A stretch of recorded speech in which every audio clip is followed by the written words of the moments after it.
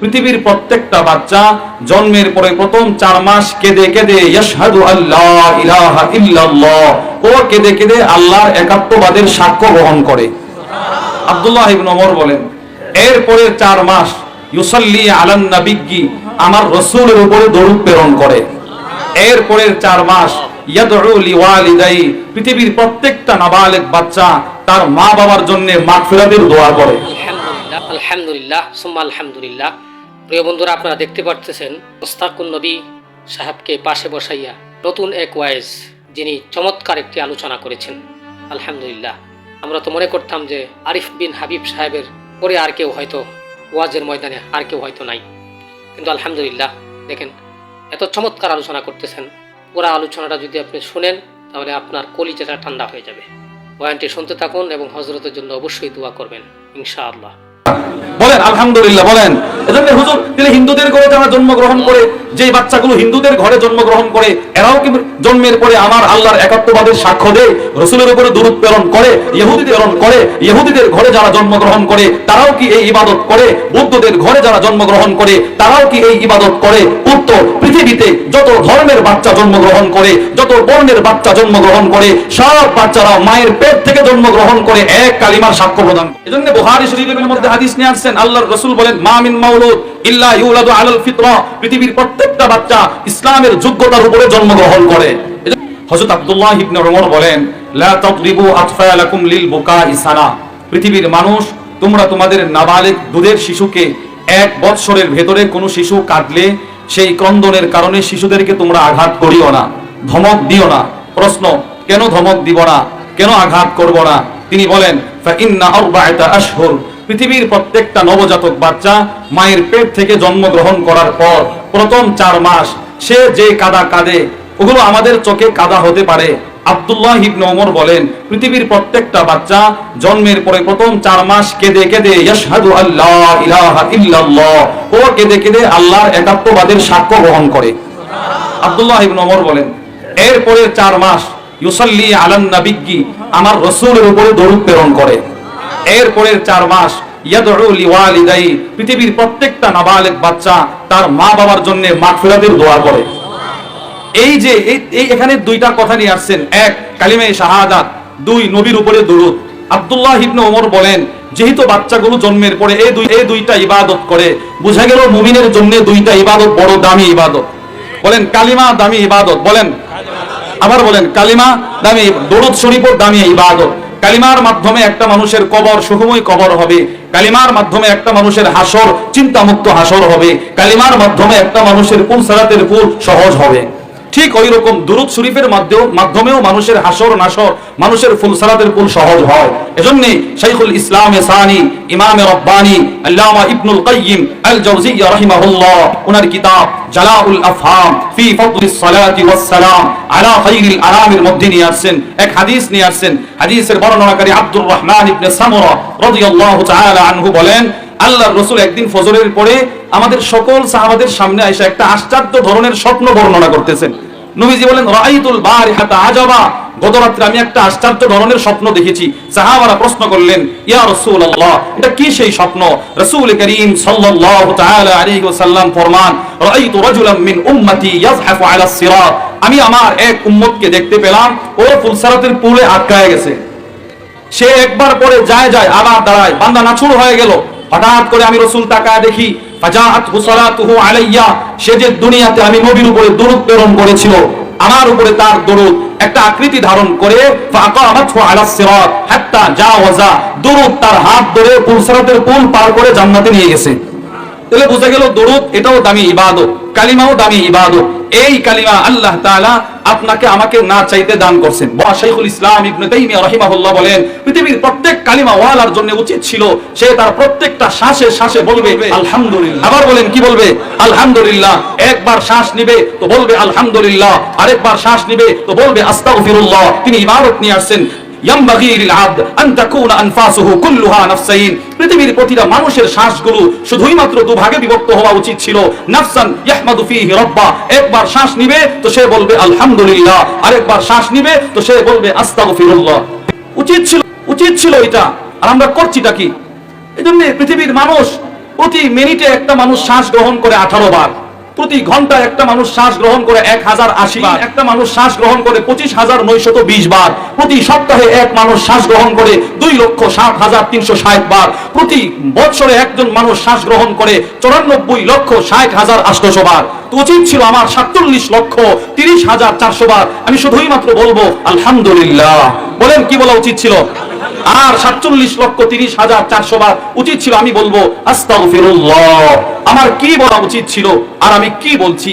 আমার জিন্দেগীর প্রতিটা কথা ফেরেশতা আছে, মা ইয়ালফিজু মিন কাউলিন ইল্লা লাদাইহি রাকিবুন আতীদ। পৃথিবীর প্রতিটা মানুষের সবগুলো কথা ফেরেশতা লিখে রাখতেছে। এজন্যই আল্লামা আবু বকর ইবনে আবি দুনিয়া তিনি তার কিতাব আত-তাওবার মধ্যে লিখেছেন, মানুষের জবানটাই হচ্ছে ফেরেশতাদের কলম।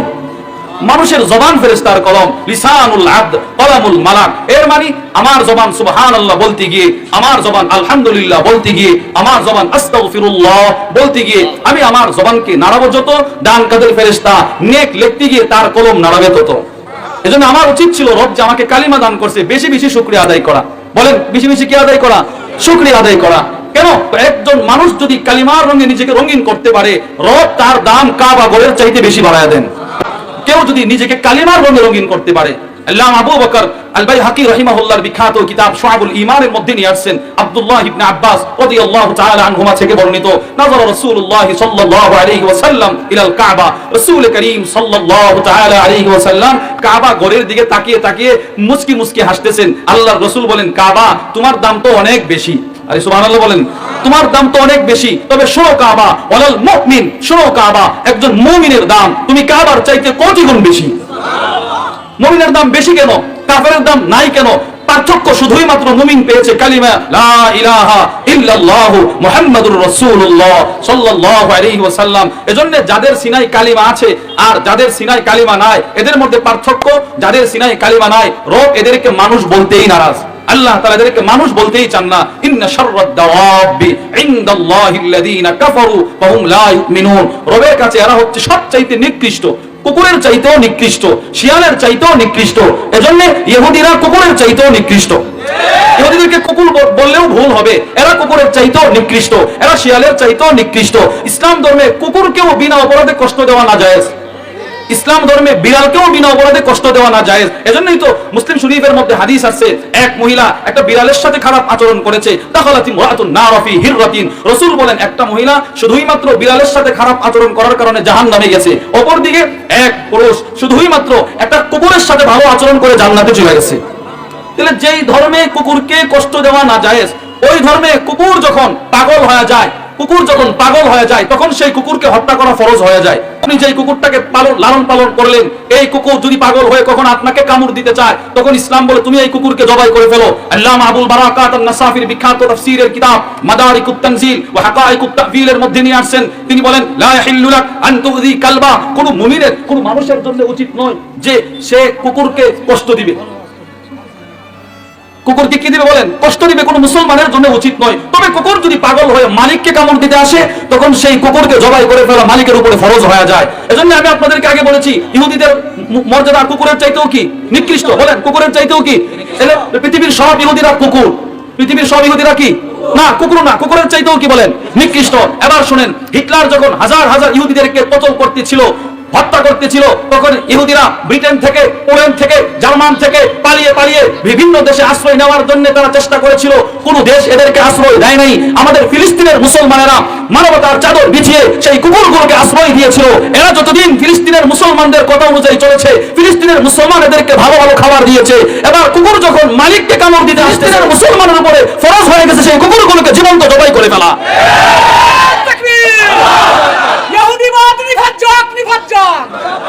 এজন্য আল্লাহর রাসূল বলেন লা ইজতামিউ কাফিরুন ওয়া কাতিলুহু ফিন নারি আবাদা। কোন মুসলমান যদি যুদ্ধের ময়দানে কোন কাফেরকে হত্যা করে, রাসূল বলেন কাফের যাবে জাহান্নামে, মুসলমান যাবে জান্নাতে। আচ্ছা কেন যাবে জান্নাতে, ও কেন যাবে জাহান্নামে? এই হাদিসের ব্যাখ্যা করছেন আল্লামা আব্দুর রাউফ আল মানাবি রাহিমাহুল্লাহ, জগৎ বিখ্যাত মুহাদ্দিস ছিলেন। ওনার কিতাব ফায়দুল কাদির শারহুল জামি'আস সাগীর মিন আহাদিসিল বাশীর ওয়ান নাযীরের মধ্যে নিয়ে আসছেন আল্লামা জালালউদ্দিন আস-সুয়ুতির বিখ্যাত হাদিসের কিতাবের ব্যাখ্যা গ্রন্থ লিখছে। তিনি বলেন মুজাহিদ যখন যুদ্ধের ময়দানে কোন কাফেরকে হত্যা করে, কাফেরের রক্ত জমিনে পড়ার সাথে সাথে রব মুজাহিদের সব গুনাহ মাফ করে দেন, ঋণ ছাড়া সব গুনাহ মাফ করে দেন। এজন্য কাফেরকে হত্যা করা মানে যুদ্ধের ময়দানে মুসলমান জান্নাতে যাওয়া। বলেন মুসলমান কোথায় যাওয়া? জান্নাতে যাওয়া। এজন্য শুধুই মাত্র একটা কাফেরকে হত্যার দ্বারা কে জান্নাতে যাবে? যে কালিমা পড়ছে সে জান্নাতে যাবে। বলেন না, যে কালিমা পড়ছে সে কোথায় যাবে? তাহলে কালিমার দাম আছে না নাই? বলেন কালিমার দাম। কালিমার যে লালন পালন করলো, কালিমার হক মেনে যারা চললো, রব এদের দাম কোটি গুণ বাড়ায় দিবেন। দুনিয়াতেও এদের দাম, পরকালেও এদের দাম। দুনিয়াতে এদের দাম কেমন একটু দৃষ্টান্ত দেখেন। কবে মারা গেছে আবু হুরায়রা রাদিয়াল্লাহু তাআলা আনহু, কিন্তু কালিমাকে নিজের আপন বানিয়েছে। 1000 বছর পরেও মানুষ এদের নাম প্রতিটা মসজিদের মিম্বরে মিম্বরে, প্রতিটা মাহফিলের স্টেজে এদের নাম সম্মানের সাথে উচ্চারণ হয় কি হয় না? বলেন। এই তো চলে গেল আমাদের আহমদ শফি। দুনিয়া যতদিন থাকবে এদের নাম এই পৃথিবীতে ততদিন থাকবে। এখনো যারা আছেন আমাদের মুরব্বীরা, আমাদের হযরত ওয়ালারা, এরাও পৃথিবীতে একদিন আল্লাহর ডাকে সাড়া দিয়ে চলে যাবে, কিন্তু এদের নাম রয়ে যাবে কোটি কোটি বছর। কেন? শুধুই মাত্র কালিমা। বলেন শুধুই মাত্র কি? কালিমা। হ্যাঁ, তবে কালিমা পেলেই যে দামি আমি এমনটি নয়। কালিমার হক আদায় করা, কালিমা যা বলছে সেগুলো করা, কালিমা যা থেকে আমাকে বিরত রাখার বলেছেন সেগুলো থেকে বিরত থাকা।